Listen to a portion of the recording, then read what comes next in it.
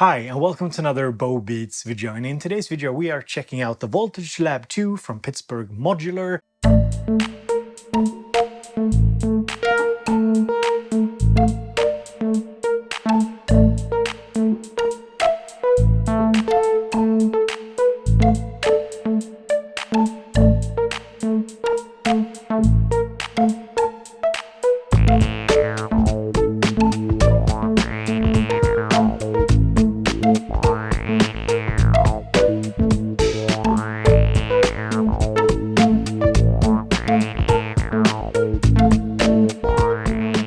It's a West Coast, Buchla-inspired, totally modular synthesizer. So it might look like it's semi-modular, like say the Modular 32, but it's not. You actually have to patch things together to get a sound out of it.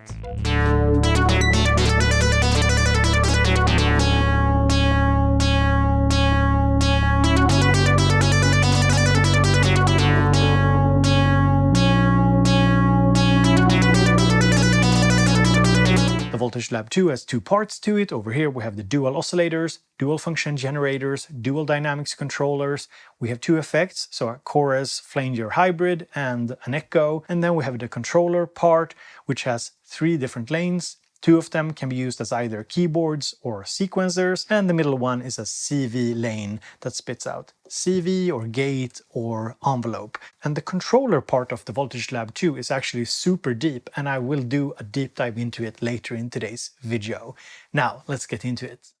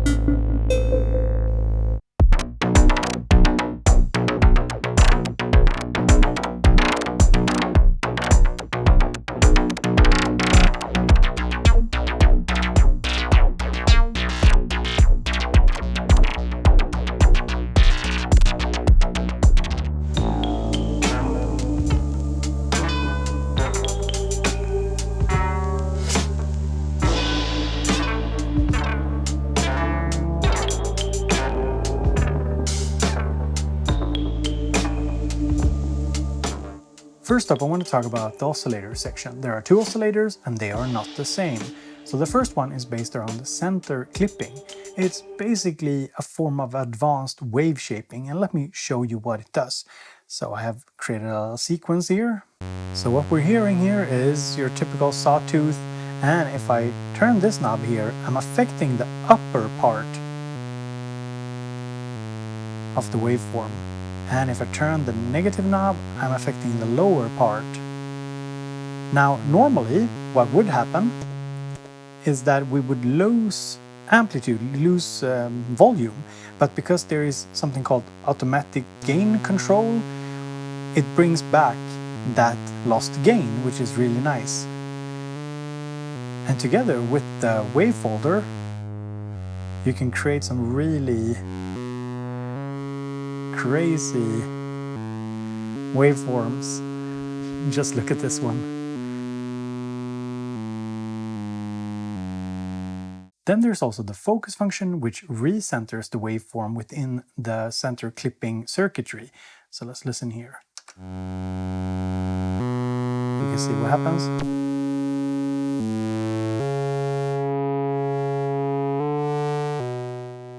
So just between having the control over the top and bottom part of the waveform, the automatic gain control, as well as the focus option, you can, with the wave folder, get some crazy results.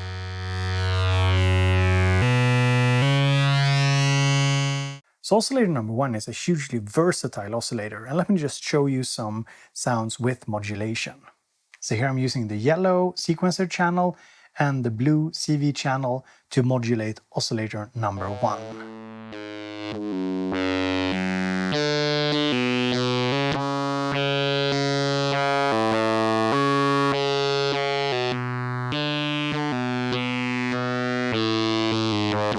The second oscillator is about pulse symmetry. So let me turn up the level here. You can see we have our little pulse wave, changing the width of the pulse. We're going full Nick Bat on it. And then we can introduce a step. So let me see if we can zoom in a bit. So now you should be able to see the little step that we created.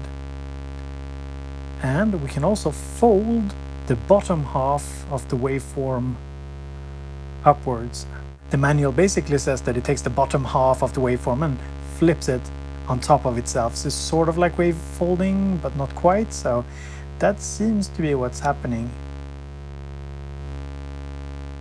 Now in my testing I found that the first oscillator was definitely more interesting than the second one because the pulse symmetry and reflection doesn't do a ton on many of the waveforms, whereas I think that the way you sculpt the sounds on the first oscillator works really well with pretty much all the waveforms. So it's just a little bit more versatile. I've used this more for melodic sounds and the second one more for fat bass sounds.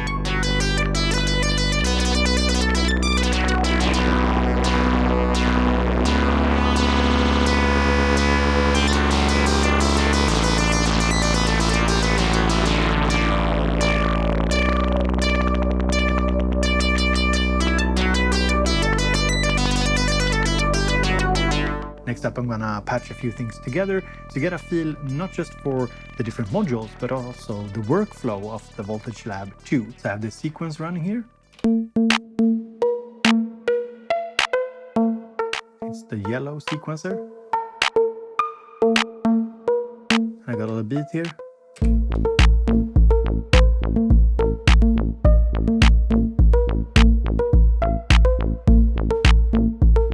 Clocking the VL2 using the Digitact MIDI out in here, and then you actually have to patch things together if you want to clock both of the modules because they are separate. So clock out here into clock in here. What I've patched up here already is pitch from this first sequencer track, the yellow one, into pitch of oscillator 2, output from oscillator 2 into the dynamics controller.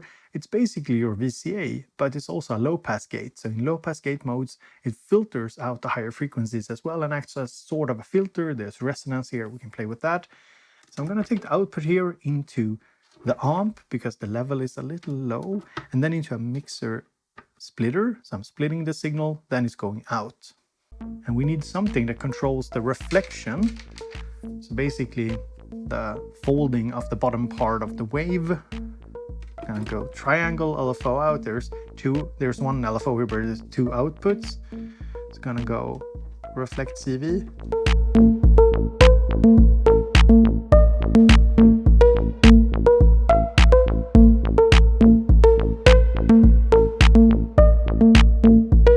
And then I'm taking the output here into the florist. So it's one of the new effects.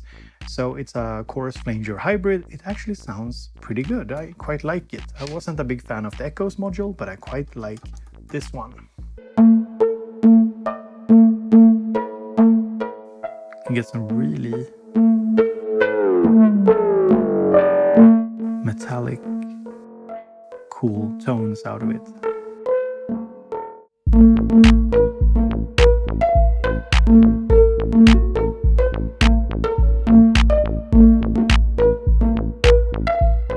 Right now we're just triggering the dynamics controller, so it's basically just opening and closing very quickly. But if we want to, we can instead take the trigger here, the trigger signal, and we can insert it into, for example, function generator number 2. And function generators, while they're not exactly like an envelope, you can think of them as an envelope that can also do a bunch of other things. You can, for example, use it as an LFO, and these two also have something really interesting here.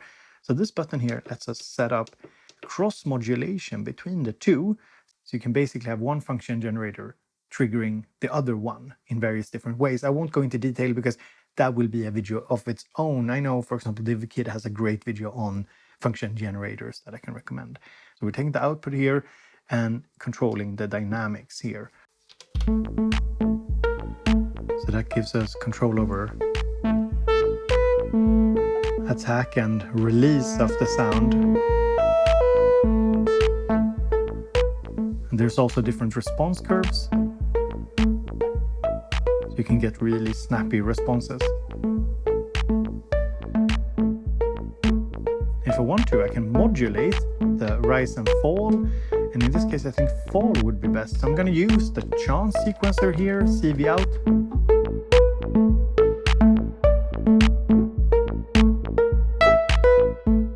Think of the chance sequencer as sort of sample and hold, but with control over the number of steps, the density, and the chance of a CV being spit out here.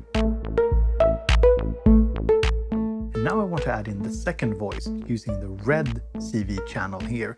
So we're patching pitch out into pitch in, and we're patching out the output here into dynamics number 1 here. And a fun thing is that the dynamics controllers have an A and B inputs. You can actually mix between 2 different signals on the same dynamics controller. That's kind of nice. And we're taking the out of the dynamics module into the splitter and the trigger signal into the dynamics CV control. So here we have the sound. So here I figured out a little sequence that I think sounds okay.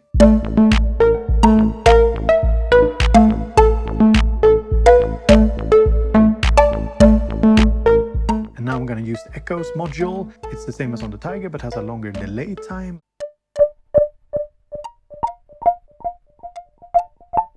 And why not take the inverted output of one of the function generators into the timbre CV, controlling the wave folder, and maybe the inverted output of the second function generator, controlling the positive and negative side of the waveform.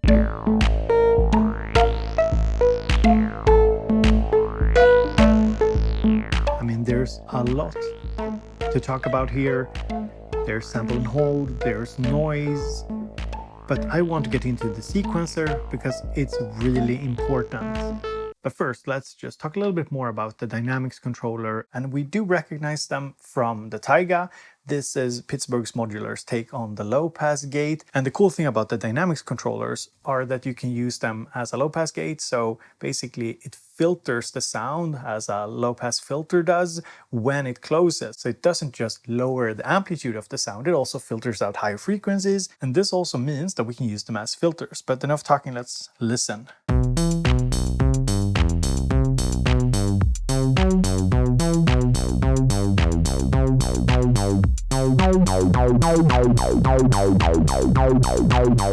So you can hear when I push the resonance, I get this really gnarly sound, almost acidic. And like I said previously, you can use the dynamics controller as a filter. So we just take the signal here into the A input of the second one, out and into the mixer splitter. And then we just take the triangle LFO into the dynamics input here, and you should be able to hear it.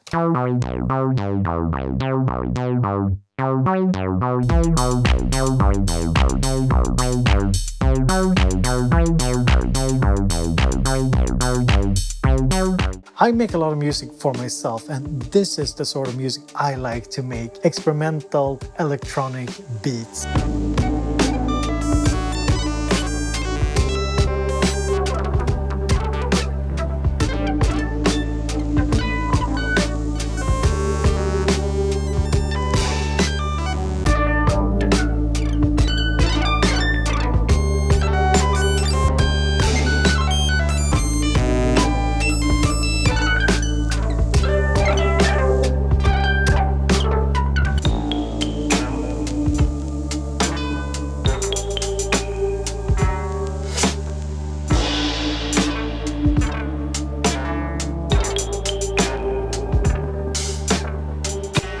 I mean, I don't know what's going on, but it's a lot of fun. Next up, I want to focus a little bit more on the sequencer here. So the sequencer has 3 channels. We have red, blue, and yellow. Now, red and yellow can be either a sequencer or played back as a keyboard using this touchpad here. So if I stop the sequencer here, you can see that we are on yellow. We can switch to red, or we can enable both, so we can edit both at the same time. So you can see here where I've put down steps here, and if I press here, I can turn off the sequencer for the yellow channel. And now I can play this as a keyboard, and these knobs here corresponds to different pitch settings because I am using the pitch output for the yellow channel. And then we have the blue channel, which works for both red and yellow channels, and it can send gate, envelope or CV depending on what you need. Now there's a ton of different settings that you can access using the edit button. So you hold down edit and you press these buttons here to access them. So for example, under clock we have step roll, so you can add a ratcheting per step. You can also add probability of playing back a certain step. So here we have, for example, sequencer direction, forward, reverse, random. Some other important settings is the key and scale. So I hold down edit, I just press this button here. And I think we are in C and we're in minor. We can go major if we want to. Then we have quantization, swing amount, humanize amount, and sequence shift. So these have to do with the playback of the sequence. So for example, we can increase or decrease the swing amount. If we follow the yellow lights, you can see we're decreasing or increasing a setting. We can do the same for humanize. We can increase or decrease it. And we can change the quantization level. So quantization affects, for example, the humanization here. So now we have a little bit more of an organic sounding little pattern going, and it's randomized. You might have seen the chance knob here, and that's actually a really interesting one. So if we press edit, top row settings, you can see here it says pitch, trigger, shift and roll. So I can toggle these on and off. And what that lets me do is, using the chance knob, I can affect, for example, the pitch. It's randomizing the pitch of the sequence. Now if we press edit again, top row settings, we can also add, for example, the possibility that it creates a roll. And now it's more audible, right? Oh, wow, what's going on there? We can also press trigger, which has the potential of muting a step when it's played back. And we can also introduce shift, which basically shifts the playback of a note in relation to clock sooner or a little later. And now I'm gonna actually control the chance knob here using sample and hold. And I'm gonna patch the CV out from the chance sequencer into the scan.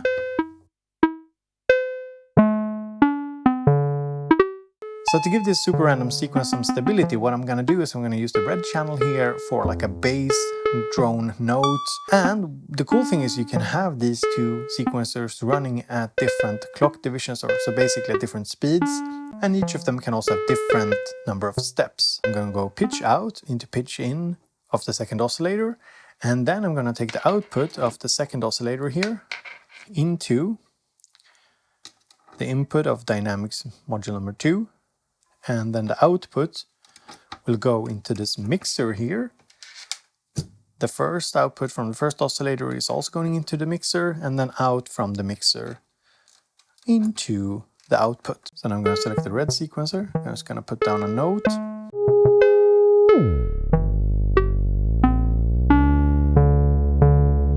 Okay, already off to a good start here.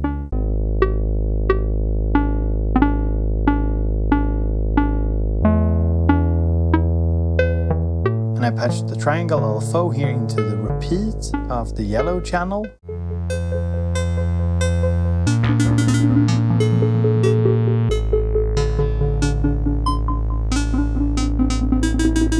Now what else can you do? Well, we can also set a probability per step. So to edit the probability of a step playing back, you press edit, octave up, and then you just select the step. And I turn this knob, and as you can see here, I'm changing the probability of that step playing back.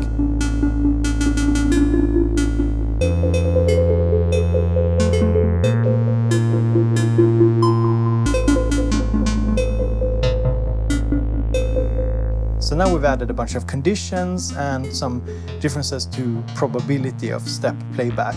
Now if you want to delete this, if you're not happy with it, I do believe you can just press edit and clear, and then press whatever button you want to clear. So I'm just gonna remove these step conditions.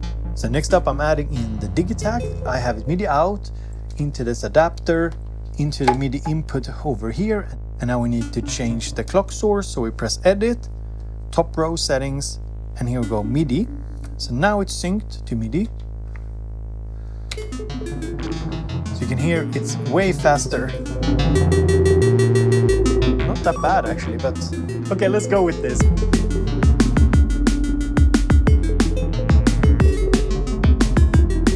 This is not what I had intended, but let's run with it.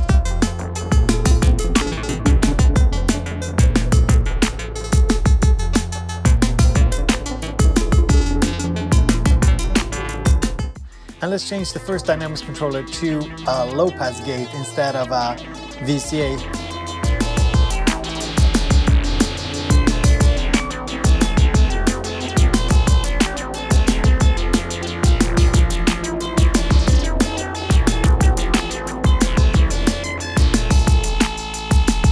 Let's go bass into amp, amp out into the mixer.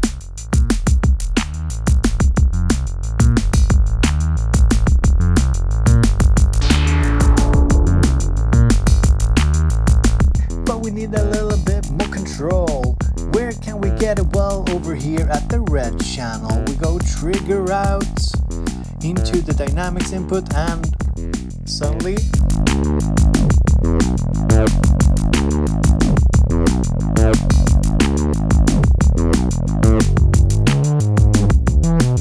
got a real nice sound.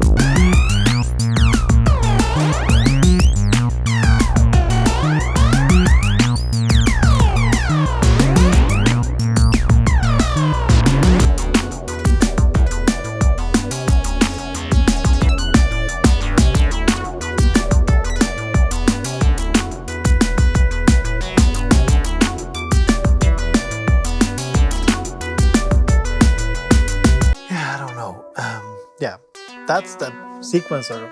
It's pretty wild. Now at first glance I thought that the Voltage Lab controller was simple, but that's not the case. It's a very deep controller and it reminds me a lot about Electron gear. As you can see, it's just a yellow channel. Now we have something called step jump. So hold edit, press run stop, then I press a step. Like for example this step, then I press a return step. That creates a jump between the two. I turn up the knob here, that sets a percent chance for a jump. So now we can set up a jump from this step here to this step, turn up the percent chance, and now you can see we are jumping back here. And sometimes it's moving past that point, moving back, moving past. So if I continue to turn over 12 o'clock, I get into different conditions. So these are like conditional trigs on the Electron gear. For example, it plays back the notes 2 times, then it jumps. There is one last thing here that is quite cool. That is step length. So I hold edit, step length, I press a step, and now I can use this knob here to set that length of that step. So let's try it.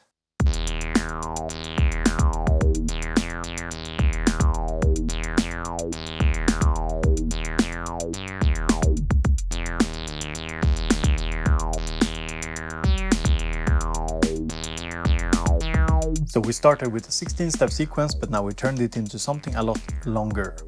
And something I also want to touch on is the fact that you don't need to use the sequencer here for notes. So here I am using the red one for notes, the blue one for CV, and the yellow one for CV.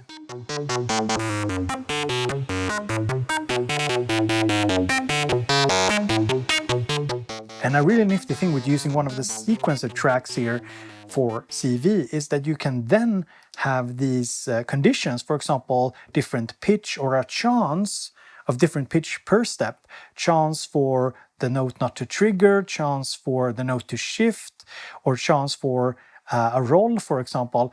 And since it's spitting out CVs through the CV jack over here, that basically gives us a ton, almost endless modulation variation capabilities, and I'm just scratching the surface here. So that's my first exploration of the Voltage Lab 2. I must say I've had a lot of fun with it. When I started out, I was a little worried that the sequencer would be like simplistic, it's just 16 steps. But the more I got into it, the more I felt like this is actually a really interesting sequencer, not just for sequencing sounds from the Voltage Lab, but you can use it with other modular as well. I think it's very deep. It's also very easy to use. Once you just understand the shift commands, it's actually very easy to use. So it's a bit like Electron Gear, where you first have to work pretty hard to learn it, but then once you get up there, it's just smooth sailing and it's easy to use, and I really like that. And I will be honest and say that I feel like I barely scratched the surface of what this modular system can do, but I will say that I've had a ton of fun with it and I will keep exploring it. So I hope you enjoyed today's little video here. And as always, leave a comment telling me what you think about this thing here and if it's for you or not. And I hope you have a great day.